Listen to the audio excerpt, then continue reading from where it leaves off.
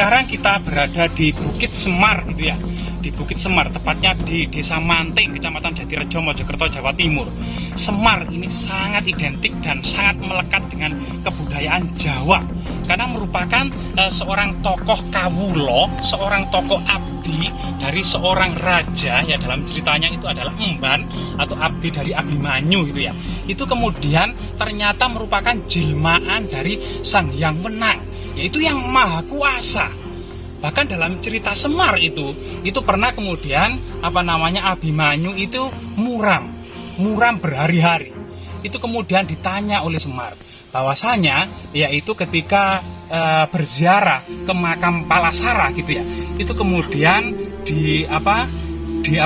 kemudian muncul sosok yang kemudian di situ mengatakan meminta tumbal Semar gitu ya.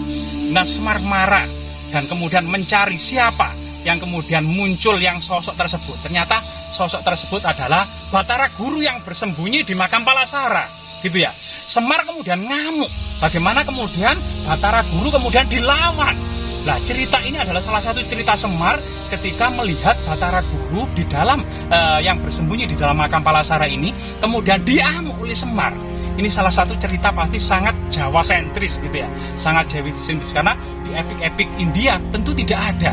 Disitulah kemudian kehebatan Semar, meskipun kemudian dalam munculnya abdi dan kemudian kawulo dari emban seorang bangsawan atau raja ini muncul pertama kali dalam serat Gatut Kaca Seraya masa kerajaan Kediri. Tapi di situ ketokohan Semar atau Punta, itu nama kunonya Punta gitu ya, itu kemudian pasif.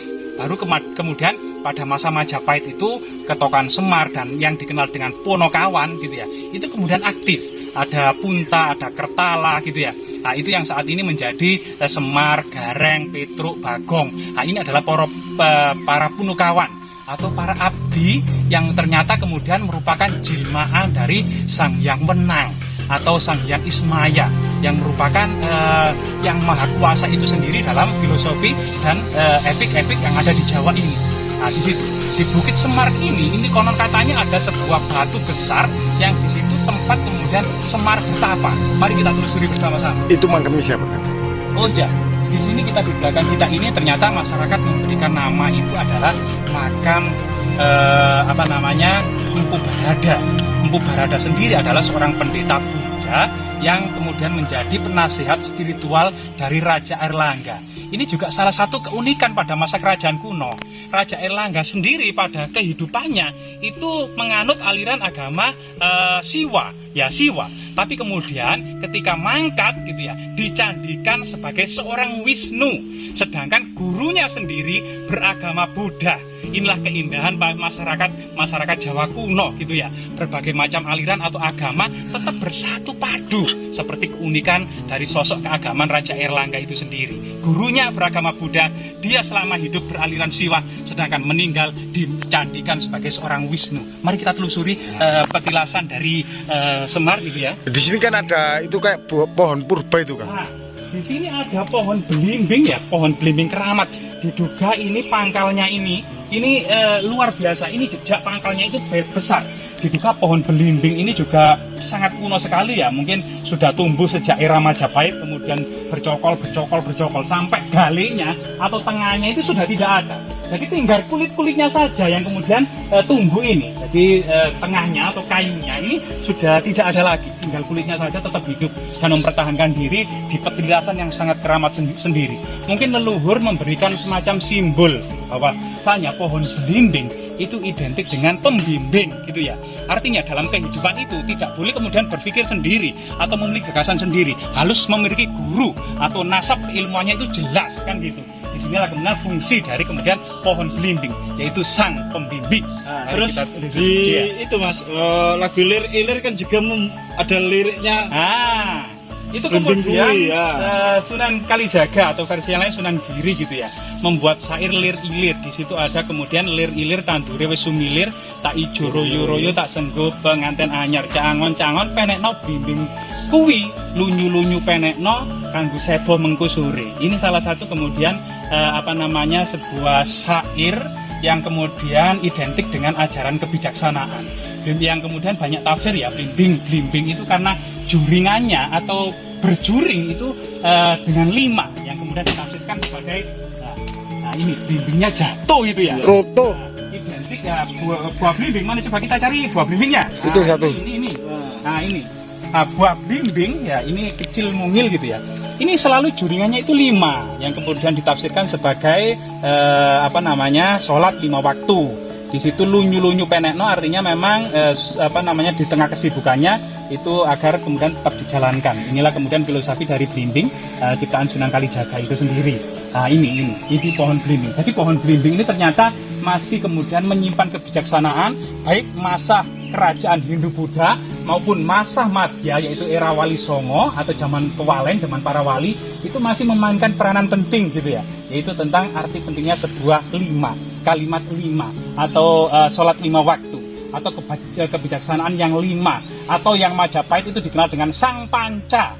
Misalnya Pancasila, ajarannya Raja Kertanegara. Dalam kitab Negara Kertagama juga ada Pancasila 5, yaitu sila yang 5. Termasuk kemudian Sang Panca Ring Wilwatikta, yaitu 5 pejabat tinggi yang sangat dihormati pada masa Majapahit, yaitu Pate, Demung, Temunggung, Kanuruhan, dan Rangga. Ini juga 5. Ternyata angka 5 itu senantiasa terus kemudian memainkan peranan yang sangat penting.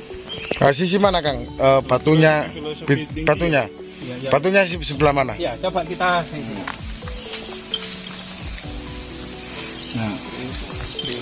Nah, Sandal. Menurut mitos juga pohon yang berlubang Nah, ini loh. biasanya itu kan mas, di bawahnya itu terkandung energi yang sangat kuat. Nah, itu pohon. Entah biasanya itu candi atau itu bangunan kuno. Biasanya Itu batunya. dengar dari Itu Kang, batunya Kang. iya, betul. Nah, di sini memang ada jalan setapak menuju kemudian situs batu yang diduga tempat duduk atau bertapanya Eyang Semar ya. Wah. Coba kita lihat. kita lihat tempat Jalan setapaknya ini yang tapanya Sebenarnya lokasi ini tidak jauh dengan petilasannya Empu Barada ya, batu besar ini. Konon katanya di sini tuh tempatnya pertapa Eyang Semar. Nah, disinilah memang jejak-jejak kekunuan megalitik yang kemudian tetap berlanjut ya pada masa kuno. Buktinya adalah ini. Nah, ini. Buktinya adalah lubang-lubang dakon yang cukup banyak ini. Ada banyak sekali lubang-lubang dakon. Nah, jadi 1, 2, 3, 4, 5, 6, 7, 8, 9, 10, 11, 12, 13, 14, 15 ya, 15. Ini batu dakon ya. Kemungkinan juga biasanya kalau ada batu dakon itu ada inskripsi. Coba kita lihat inskripsi ya. Coba kita lihat inskripsi. Itu Kang. Di mana? Nah, ini bukan ya. Nah, ini coba. Biasanya ada inskripsi kalau ada batu dakon. Karena ini sangat berhubungan dengan peradaban megalitik juga berlanjut pada masa kerajaan-kerajaan kuno ya. Nah, ini coba batu apa ya? Ini ada. Ini.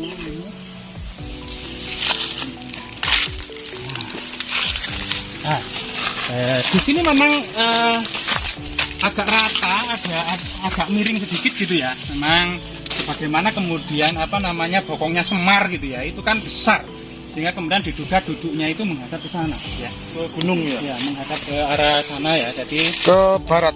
apa namanya kalau di sana itu Trawulan enggak? Jadi Ya. ke arah ibu kota Majapahit Trawulan. Ya. Di sana itu apa namanya?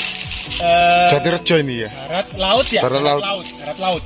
Jadi barat laut dari puncak Bukit Semar ini merupakan ibu kota Majapahit atau kota Trawulan. Diduga kemudian memang situs seperti ini selain kemudian ketokohan dari Eyang Semar itu, kemudian diduga memang ada seorang petinggi Majapahit yang bertapa di sini untuk memikirkan strategi politik, strategi kerajaan maupun strategi untuk menyatukan Nusantara ya, terutama para pembesar Majapahit itu.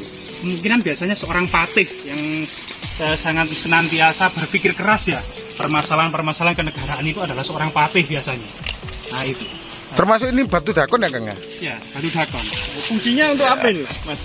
Batu dakon sendiri itu merupakan menyeruak jauh ke masa prasejarah ya, 500 sebelum Masehi sampai awal-awal Masehi. Nah, itu kemudian pada masa Majapahit itu juga kemudian tetap dilestarikan dalam sebuah tradisi kabuyutan. batu dakon sendiri itu ya selain bentuk megalitik yaitu pemujaan kepada batu besar dalam fungsi sakral dan magis juga merupakan titi mongso. Titi mongso itu artinya di sini kemudian tetesan hujan untuk pertama kali memenuhi batu dakon ini dianggap magis. Di situ kemudian ada festival dan seremonial untuk menghormati tetesan-tetesan hujan untuk pertama kalinya sebelum memulai menanam padi. Jadi identik dengan kemudian pertanian, terutama pertanian padi. Kalau dilihat dari kemiringannya gitu ya, kemiringannya. Terasering ya Kang?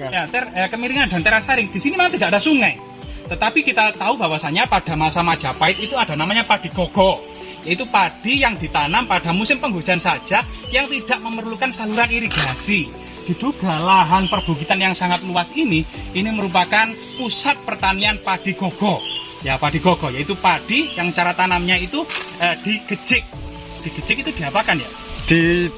Dihalu. Nah, digejik itu semacam semacam tongkat yang ditancap-tancapkan ke tanah, kemudian biji padi 2 butir 3 butir itu dimasukkan ke dalam lubang-lubang itu.